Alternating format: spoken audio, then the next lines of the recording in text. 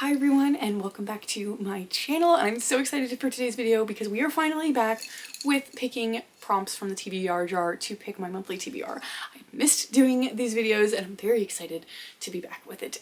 So starting off, we're going to go through the three sort of non-negotiables that I have that I just randomly pick whatever's next up in the stack. So my Agatha Christie for the month is going to be Why Didn't They Ask Evans? This says it started when a false step from a misty footpath sent a mysterious stranger plummeting to his death. How was Bobby Jones to know that witnessing the dying man's last words, "Why didn't they ask Evans?" would send him on a death-defying chase? Bobby and his unlikely partner in detection, Lady Frances Duart, end up in pursuit of a hauntingly beautiful woman and a cunning killer who is out to do them in. Okay, so we've got one that's not a Hercule Poirot or Miss Marple mystery, and I do really enjoy those just because the other ones, like, they tend to have like the same vibe, sort of same aesthetic to them because of the characterization of the main person trying to solve this crime. So I love when we get new ones thrown in here. They're always really fun and interesting. So very excited about that one. Then my Mary Higgins Clark is going to be All by Myself Alone. So this is about a woman whose husband, or husband-to-be, excuse me, is arrested. He's like a jewelry expert and she's kind of trying to just flee this humiliation. So she decides to go and be a lecturer on a brand new cruise ship called the Queen Charlotte. On board, she meets an 86-year-old named Lady M, who is wearing this priceless necklace that has a curse attached to it. Everybody believes that whoever wears the necklace to the sea, they're going to die. The ship is going to be cursed. Lady M ends up dead, and the necklace is missing, and there's like this whole host of people that are now suspects in this murder. And Celia, the main female character, she also is sort of thrust in the limelight because people start realizing that they used to be friends, and unfortunately the killer also realized that she was friends with Lady M, and this puts her in a really bad position. So cruise ship ones can be really, really well written because it's like the same concept as like a locked room mystery where there's really nowhere for everybody to go. It has to be somebody on board, but they have to be executed really well. So we'll see if this one is or not. And then I'm just apparently like in a mystery theme for the month of March because the next up on my classics row was Complete Sherlock Holmes Volume 1. So this is not all the Sherlock Holmes mysteries, but it is at the very least a decent amount of them. I'm not sure how many exactly are in here, but it's she's a big one. She's a big one. Unfortunately, it seems like most of the classics that I have on my list are very, very long, but I'm excited for this. I have already read some of these. I'm just going to reread them so I can read through the whole thing, but I never actually got through this entire thing, so it'll be nice to get that accomplished and then maybe eventually go into Volume 2. So those are my three non-negotiables for the month, and then I do have a book club book. I'm part of a Fable book club. Emmy here on YouTube, she hosts, and we are reading We Who Will Die. So I don't own that physically, but the description on Goodreads says that life in the perilous Thorn District is a constant battle for Arvel and her younger brothers, and the vampire standing on her doorstep is about to turn their world upside down. Faced with an unthinkable choice, Arvel makes a magically binding vow to do the impossible. Kill the Emperor, an ancient vampire created by the god Umbros, but first she must enter the Sundering, an arena where the fastest, strongest, and deadliest survive enough to be selected for the Emperor's elite guard. Ooh, that sounds so good. I love a good trials aspect of a book. So those are 4 books right off the bat on the monthly TBR. I try to pick 10, so that means we'll pick 6 more from the TBR jar. Yes, hi Lincoln. I have little Lincoln here staring at me. He's been doing much better since bringing him home. Say hi. Some people were worried about you. Yes, he's doing better. Still not out of the woods yet. Still got some stuff that we got to figure out what's going on, but I'm very happy to have him home and a little bit more lively. So anyway, moving into this, let's pick our first prompt. I'm so excited. Feels like it's been so long since we've done this. A book over 500 pages. Well, that's just rude. No. Okay. The Sherlock Holmes is already over 500 pages. Like, I don't need a book over. Okay. All right. Anyway, I guess I'll go pick some options here. Okay, I actually didn't pick any options because I need to put this on a TBR so that I actually get to it because I just need to. And that's going to be Queen of Shadows. This is the next book in the Throne of Glass series, which I've been meaning to finish for quite a while now, and I just kind of hit a mental roadblock with it. And this is like the next book that I obviously need to read. If I don't put this on a TBR and force myself to get to it, I'm not going to get to it. So this is going to be my book over 500 pages. This is like 614, a little more than that actually. 639, something like that. So very much over 500. very much need to get to this because I had a goal to finish this series last year and didn't. So we'll see. Fingers crossed. Can't really talk about the plot for this one because it's like the 4th book in the series or something like that, and that's going to give away a lot, but I think a lot of people know the premise of Throne of Glass. So, okay, let's see. Something a little less intimidating, please, and thank you. I have 2 that are wrapped around each other. We're going to go with this one. A book that matches my nails. Ooh, okay. Well, ironically, Queen of Shadows would have matched, but I have red nails. They're kind of chipping now, but very cutesy red nails. So let's go find a red book, another red book. Okay, I did manage to find a few. Had to dig a little bit, but I found 4 that I think we could sift through and sort of go over them. So the first one is Scarlet Odyssey, which it's like more of a reddish orange, but still, I mean, orangish red, but still red. This says magic is women's work, war is men's, but in the coming battle, none of that will matter. Men don't become mystics, they become warriors, but 18-year-old Sal has never been good at confronting his tribe's expectations. For as long as he can remember, he's loved books and magic in a culture where such things are considered unmanly. Despite it being sacrilege, Sal has worked on a magical device in a secret that will awaken his latent magical powers, and when his village is attacked by cruel entrenches, Sal knows that it's time to take action. That's a unique twist, because I feel like most of the time, if somebody is being told that they are not allowed to do magic, it's women. So saying that that is actually, like, women's work is kind of fun and unique. Like, obviously we're taking away their rights to be warriors or whatever, but, like, I'm still a little surprised by that. So there's that one. And then we have Wings of Fury. This is based around the Greek gods on the southern isle of Crete, and sort of follows the son of Kronos, who people believe is dead, and he shares Athena's destiny to vanquish the Almighty, fate willing. But Kronos is amassing his own forces to fight, and so it's following this war between them. That wasn't a very good description, but I really don't know much about this one at all, and I don't want to bore you by reading the synopsis of all of these.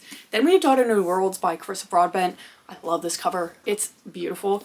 The thing is, I do know this starts a new series, but I do really want to read this series sometime this year, so we'll see. I actually don't know too much about this one. I think it's like a vampire. It says a former slave fighting for justice, a recluse warrior who no longer believes it exists, and dark magic that will entangle their fates. But, yeah, don't want to go into it knowing too much more than that, because I've heard good things about this just going into it blind.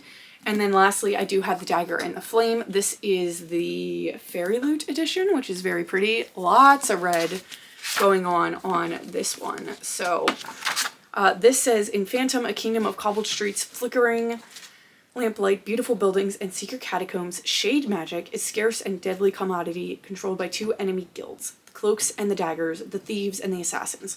On the night of her mother's murder, 18-year-old Seraphine runs for her life, seeking sanctuary with the Cloaks.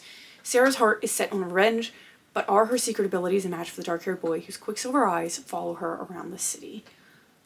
Oh, that sounds good too. That sounds really good, actually. And, like, look at this paper art. Literally, knife to the throat scene. I've had this for a while, so which one? You know, I do think, actually, now that I'm looking at this list, this is on my 2026, so I feel like I should pick this and start making progress to the list, because I really haven't yet. So we're going to go with Dagger and the Flame for the second prompt. Get prompt number 3. The runner-up for the last prompt. I didn't pick a runner-up for the last prompt. Crap. Okay. Well, if I'm gonna be honest, the runner-up for the last prompt would have been this, like, hands down, because I'm really, really, really excited about this series. So I guess we're going with this. Yay! I like that prompt. That was a good one. So that was easy too. Moving on to number 5. A gothic fantasy. Okay. How many gothic fantasies do I still have on my physical TBR? That is the question. What about my Kindle TBR? Let's see what we've got on that. Okay, so nothing really on my Kindle TBR, which, in all fairness, is not very, like, robust right now. I actually don't know for sure how many I have in my TBR, and I know it's going to take me forever to try to sift through all of these to see which ones are, so I'm cheating. And I'm using Goodreads for popular dark gothic fantasy books to see if I own any of these. Because, like, I've read One Dark Window, The Night and the Moth. Obviously, those are really easy ones to come to mind. House of Salt and Stars, Belladonna, I've read both of those.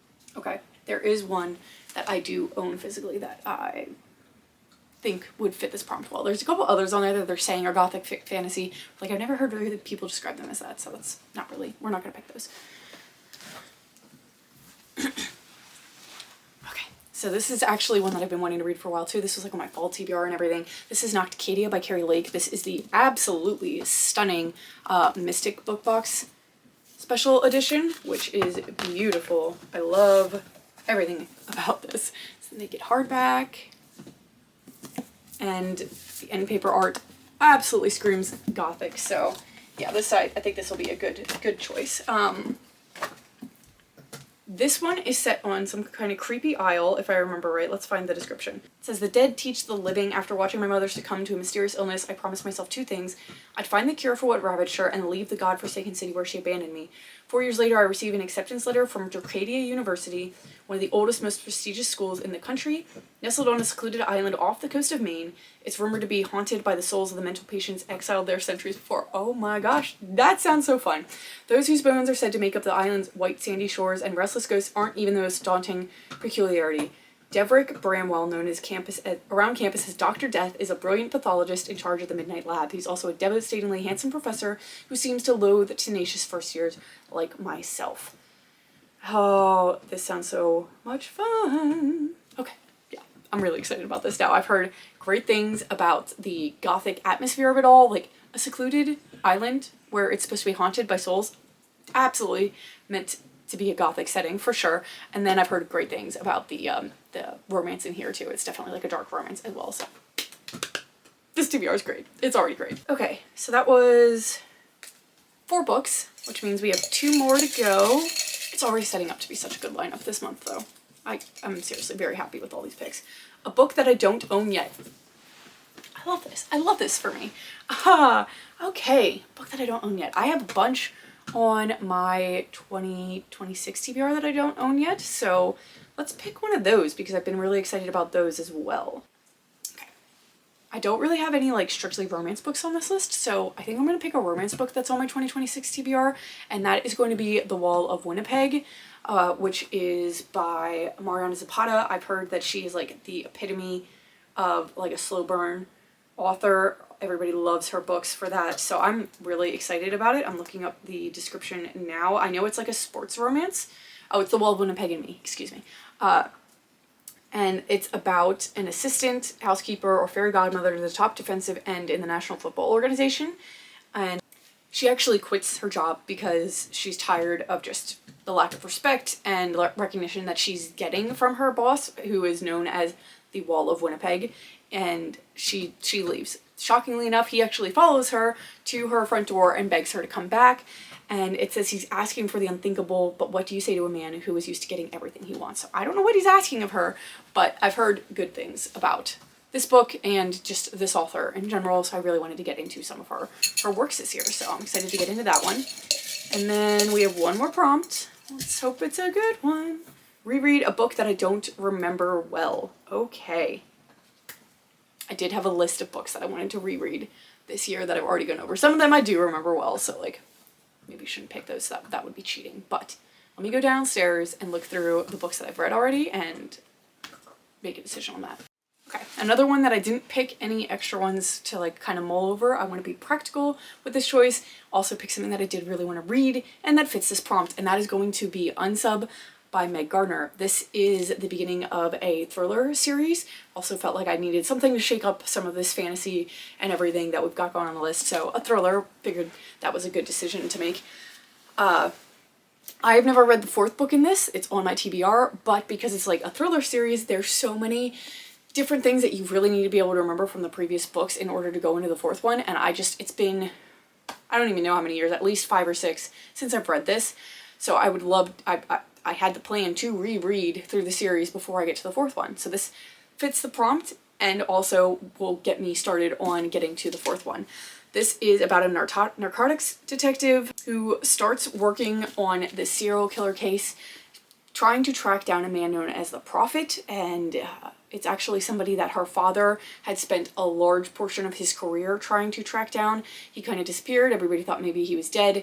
Her father has had like lasting mental effects from trying to capture this elusive killer, and everybody kind of thinks he's gone crazy since then. So now that the Prophet has sort of shown back up, the main female character is taking this a little bit personally because of her father and everything else. The unsub is known for carving the mark of Mercury into people's chests, and then he also sends cryptic notes to police, to the media, and that's kind of how he gets the name The Prophet. I loved this book when I read it. I love this series, so I'm hoping that I will love it just as much upon a reread and start working my way towards getting to that 4th book to finally know how it ends. So very excited for that one as well. So all in all, I'd say we have a great TBR going for March, which is really exciting because I feel like I've been reading a lot of misses in the beginning of the year, and I need something that's going to get me out of this. So hopefully some of these books are going to do it. I feel like they will. So let's go through the list really quick. We have Why Didn't They Ask Evans by Agatha Christie, All by Myself Alone by Marian Clark, the first volume of Sherlock Holmes mysteries. Then my book club book is We Who Will Die by I think Stacia Stark. I forget if that's her name or not. I think it is.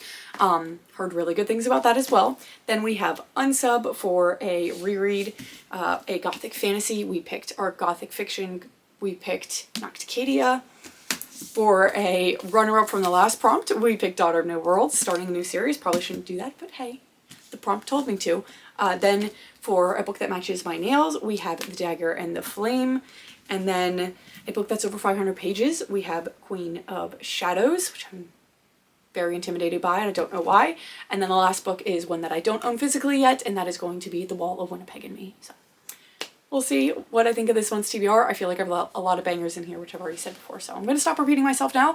I'm going to go rest my voice because it sounds gross, and I'm sure it sounds gross to you guys too. If you made it this far and you put up with my voice for so long, thank you so much. And I hope to see you in another video very soon. Bye.